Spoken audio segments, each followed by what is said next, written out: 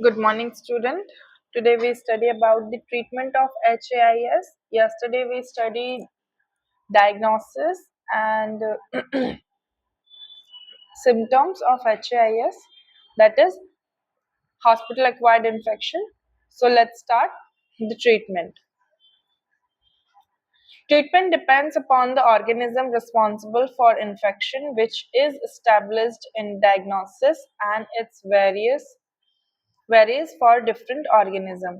Treatment depend करता है organism के रिस्पॉन्सिबल मतलब ऑर्गेनिज्म जो रिस्पॉन्स दे रहा है, जैसा रिस्पॉन्स दे रहा है. अब हमें तो नहीं पता ना कि वो बैक्टीरियल है या वायरल है ना. जब हम डिटेक्ट करते हैं तभी पता चलता है कि हाँ वायरल इन्फेक्शन है या बैक्टीरियल इन्फेक्शन है. समझ में आया. तो ये डिपेंड करता है कि किस तरह का रिस्पॉन्स दे रहा है और फिर किस तरह के सिम्टम्स शो हो रहे हैं. उसके बाद उसका डायग्नोसिस क्या निकला है, तो उसी पे बेस्ड होता है हमारा ट्रीटमेंट, है ना. तो जैसे कि मैंने तुम लोगों को कल डायग्नोसिस के बारे में बताया था कि पहले डॉक्टर क्या करता है, चीफ कंप्लेन वगैरह लिखता है, फिर उसके उसके सिम्टम्स को देखता है कि अच्छा ऐसे ऐसे सिम्टम्स है, फिर उसका डायग्नोसिस वो बताता है, राइट. तो अब उसी डायग्नोस जैसे अब पता चला, कल मैंने तुमको क्या दिया था, अनडाइजेशन का. तो जब अनडाइजेशन पता चला तभी तो उसका ट्रीटमेंट दिया हमने. ट्रीटमेंट भी मैंने बताया था तुमको, कुछ मेडिसिन बताई थी, है ना. तो जब डायग्नोसिस हो जाता है उसके बाद, मतलब डायग्नोसिस होने के बाद ट्रीटमेंट किस पे डिपेंड होता है, डायग्नोसिस पे डिपेंड होता है कि जिस बीमारी का जो है, ऐसा तो नहीं है कि सर का दर्द हो रहा है तो पैर की दवाई देंगे, ऐसा तो नहीं होता ना. तो यही होता है कि ट्रीटमेंट किस पे डिपेंड होता है, डायग्नोसिस पे. और यहाँ पे क्या हो रहा है यहाँ पे क्या हो रहा है, डायग्नोसिस किस पे डिपेंड हो रहा है, सॉरी ट्रीटमेंट किस पे डिपेंड हो रहा है, डायग्नोसिस पे. डायग्नोस और ट्रीटमेंट, जो डायग्नोसिस हुआ है उसमें इन्फेक्शन किस क्या हुआ है, बैक्टीरियल है या फिर वायरल है, ये पता नहीं है ना. तो अगर बैक्टीरियल है तो हम एंटीबैक्टीरियल ड्रग्स वगैरह ये सब कुछ देंगे, या वायरल है तो एंटीवायरल ड्रग वगैरह देंगे हम, ठीक है. तो बात करते हैं यहाँ पे बैक्टीरियल इन्फेक्शन की. तो बैक्टीरियल इन्फेक्शन है तो यहाँ पे क्या लिखा हुआ है, the isolated organism is tested for the severity to a range of antibiotics. While waiting for these test results, treatment may be common broad spectrum antibiotics such as penicillin, cephalosporins, tetraglycerine, erythromycin. Since bacteria are becoming resistant to these standard antibiotic treatment. देखिए, अब ये जितनी भी जो दवाइयाँ के नाम लिए ना, ब्रॉड स्पेक्ट्रम एंटीबायोटिक है, मतलब ये बड़ी मात्रा में यूज होती है, पूरे ही वर्ल्ड में यूज होती है, ठीक है. जैसे जब तुमको सर्दी खांसी होती है तो तुम देखना, एक तुमको सिट्राजिन करके एक टैबलेट देंगे, उसका नाम है लीवोसिट्राजिन, ठीक है.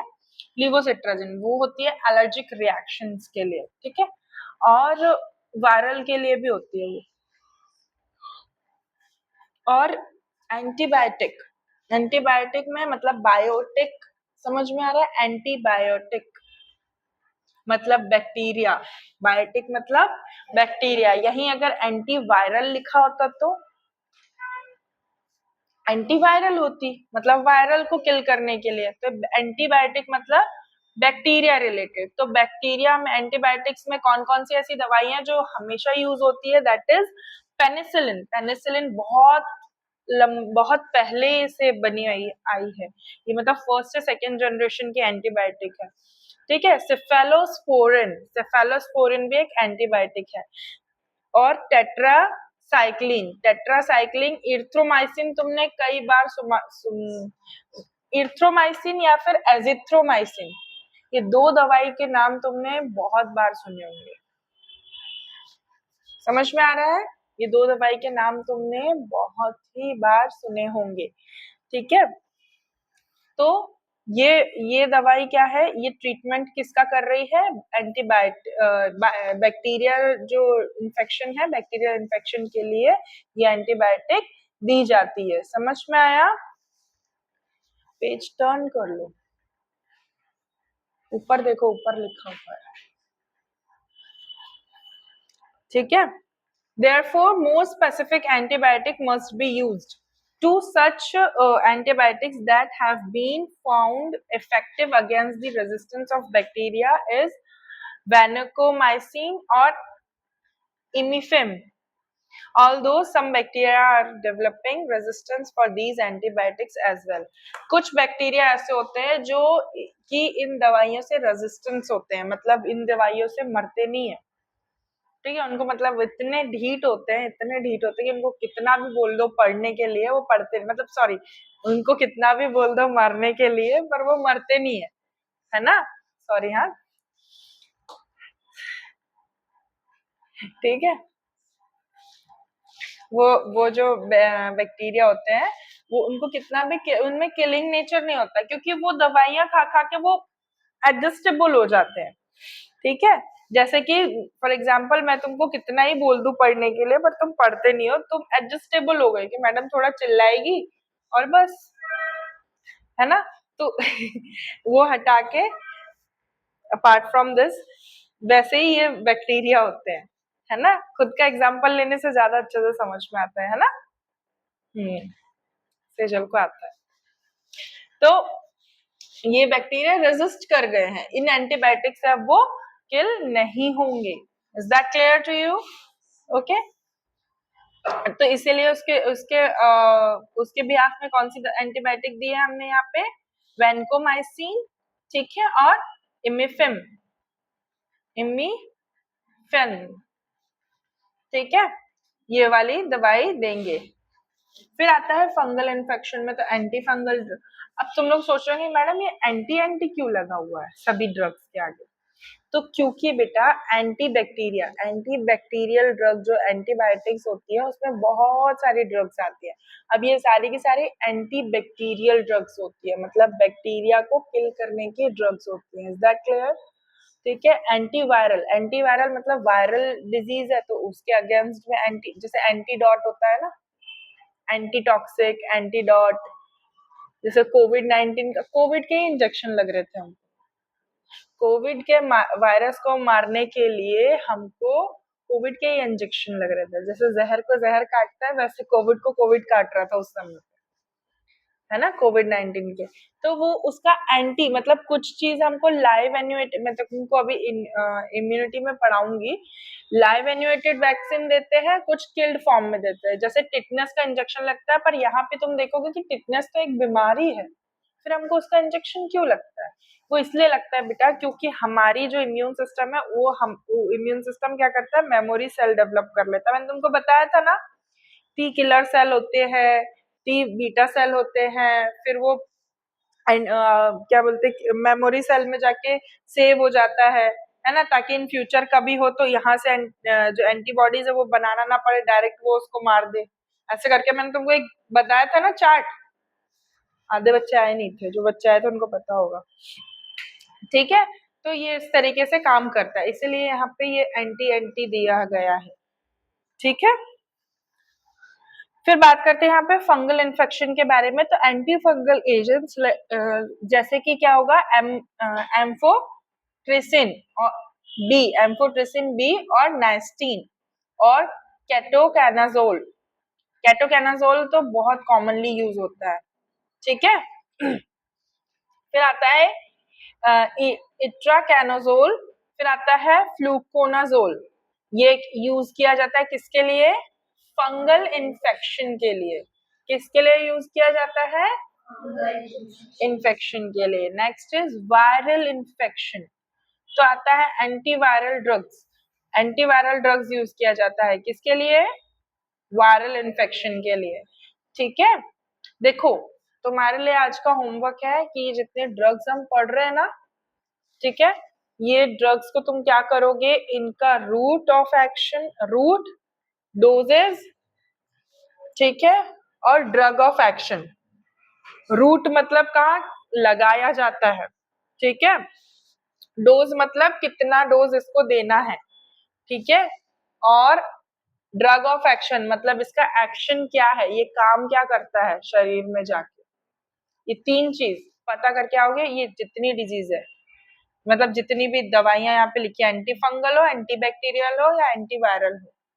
समझ में आया? एक कॉपी पे लिखोगे, अपनी माइक्रो की कॉपी है ना, उसमें ये चीज लिखना। माइक्रो के भी नोट्स मेंटेन करते चलो, ओके?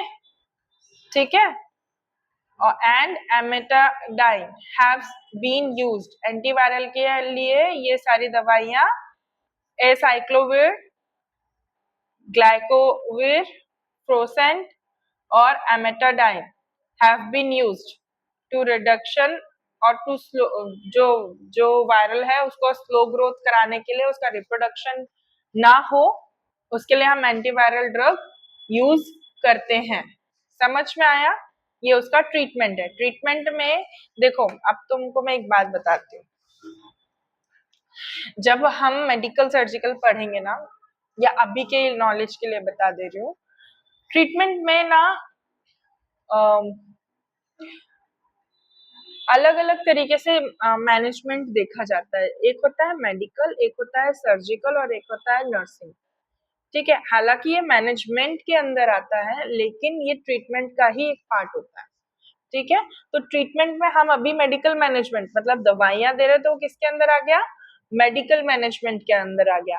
जब हम ऑपरेट की बात करते हैं, ठीक है, तो वो आ गया सर्जिकल मैनेजमेंट के अंदर। तो सर्जरी में कितने तरह की सर्जरी होगी और क्यों होगी, किस लिए होगी, वो लिखते हैं। ठीक है, नर्सिंग मैनेजमेंट की बात करते हैं, तो ये जब ये दो प्रोसेस हो जाती है तब नर्सिंग मैनेजमेंट की जरूरत होती है। उसको किस पोजीशन में रखना है, ठीक है, उसको कौन सा डाइट देना है, उसको क्या खिलाना है, क्या पिलाना है, कैसे दवाइयां देनी है ना, तो ये नर्सिंग मैनेजमेंट के अंदर आता है। Is that clear?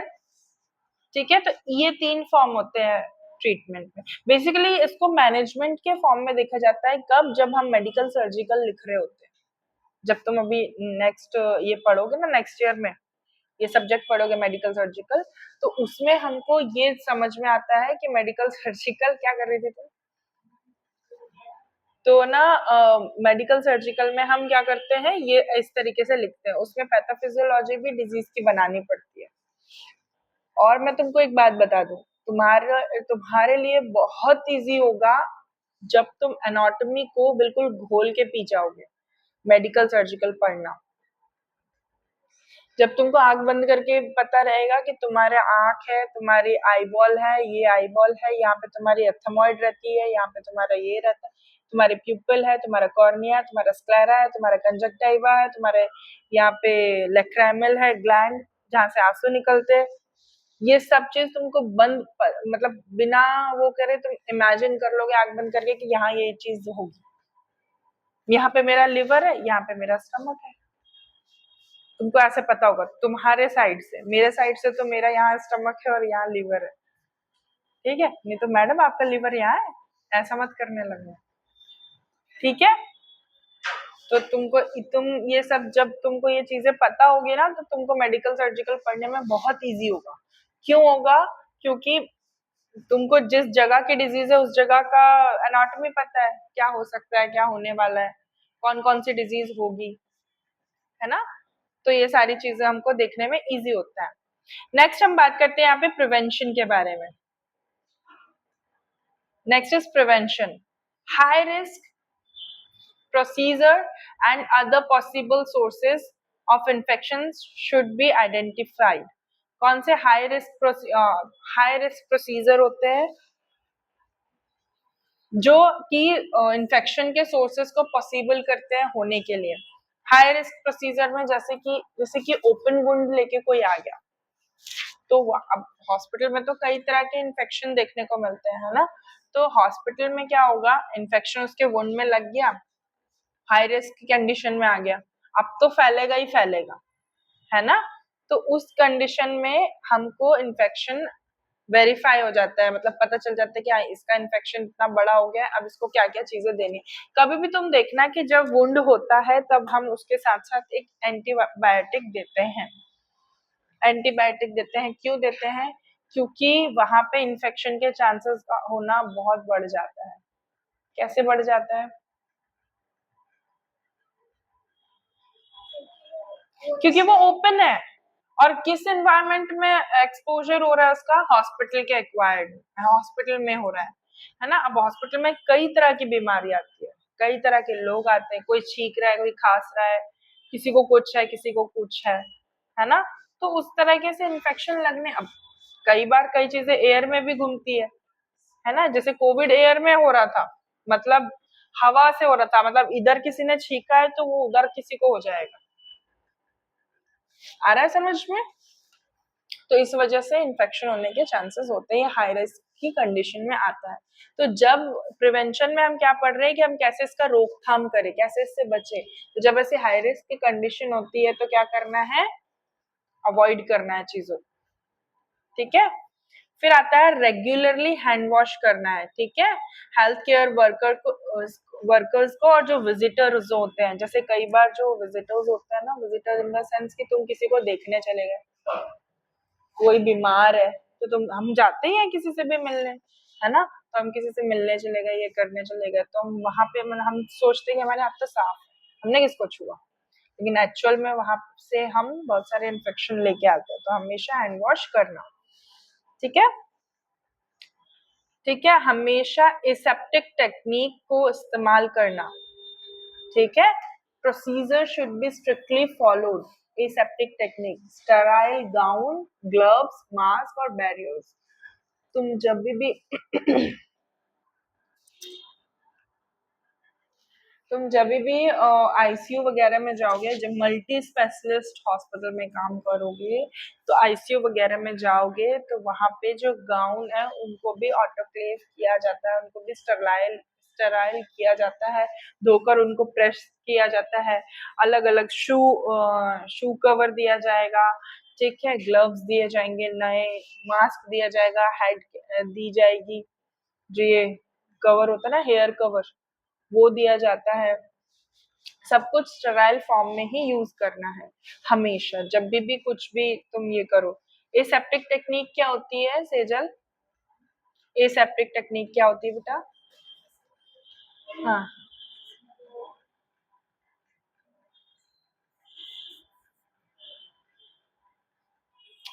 क्या होती है, क्या होती है रोहिणी?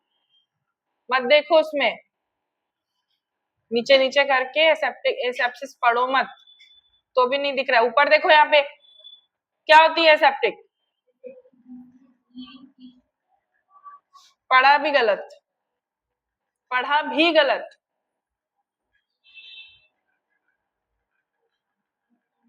क्या होती है? एंटीसेप्टिक को पढ़ लिया एसेप्टिक की जगह पे।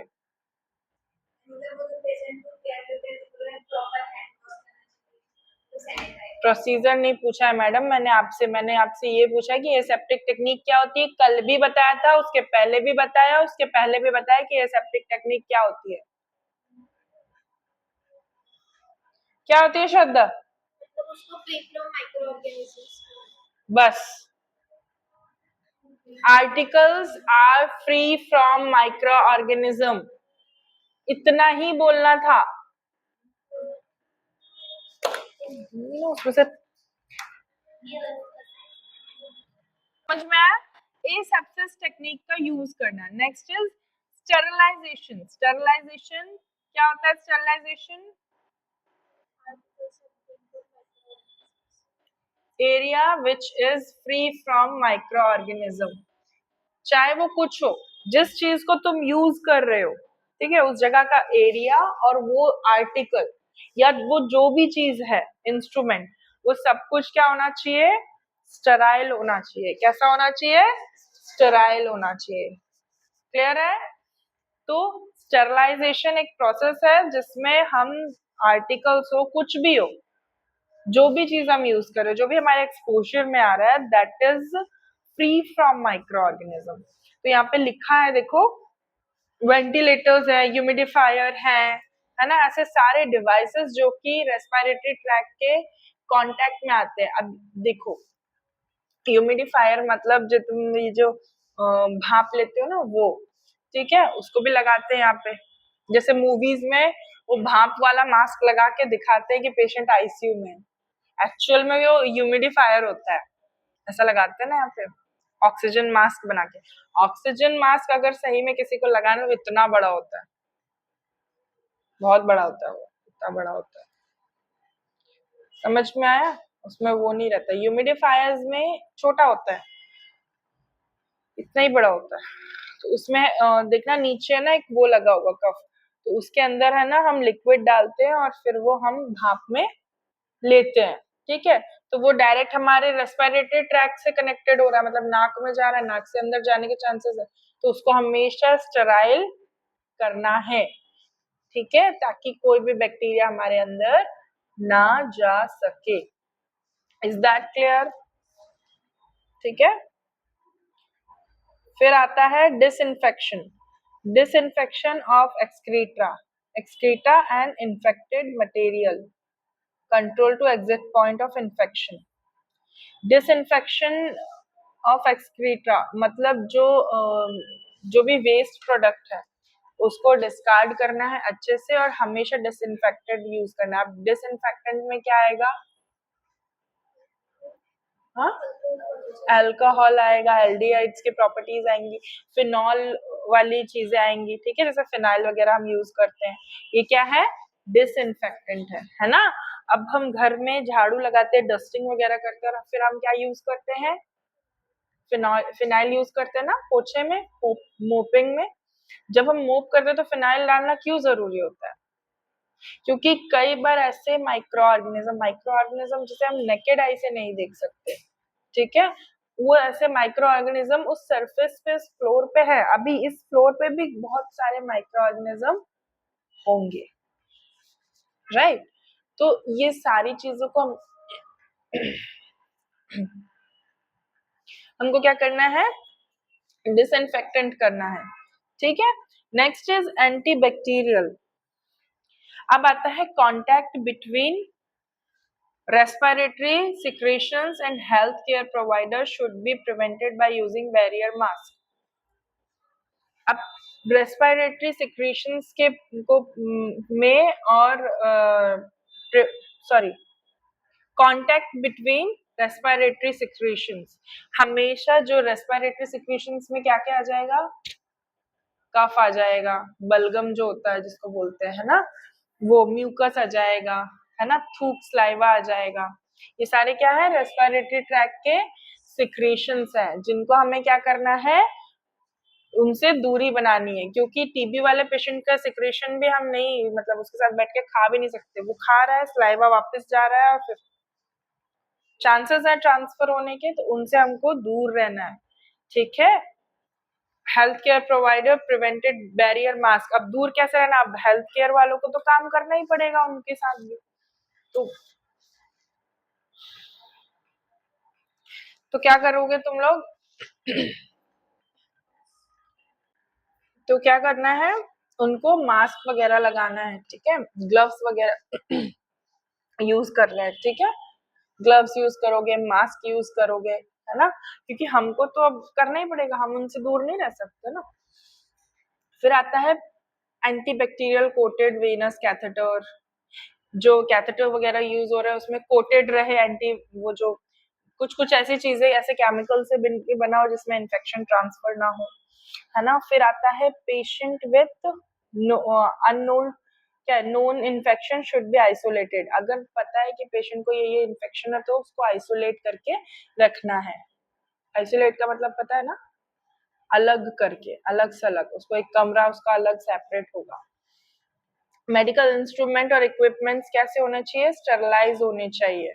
फिर इन्फेक्शन कंट्रोल प्रैक्टिशनर होने चाहिए, जो 200 बेड शुड बी एम्प्लॉयड, जैसे 200 बेड का हॉस्पिटल रहे, ठीक है, तो जो प्रैक्टिशनर है, जो इन्फेक्शन कंट्रोल प्रैक्टिशनर है, उनका कम से कम 200 बेड का जो एक वार्ड है या फिर होना चाहिए ऐसा, क्योंकि देखो मल्टी स्पेशलिस्ट हॉस्पिटल है तो हर तरह की बीमारी का वहां पे इलाज होता है, ठीक है, लेकिन अगर कोई इन्फेक्शन इन्फेक्शन वाला आ गया तो वहां पे क्या होगा? उनको उसको कहाँ रखेंगे? तो उसके लिए एक अलग से 200 बेड का इन्फेक्शन रूम बनना चाहिए, ठीक है। क्लियर हुआ? क्लियर हुआ बच्चों? तो ये था ट्रीटमेंट और प्रिवेंशन। ओके, अब हम कल पढ़ेंगे कंट्रोल ऑफ HAIS। ठीक है, that's all for today. Thank you class, thank you.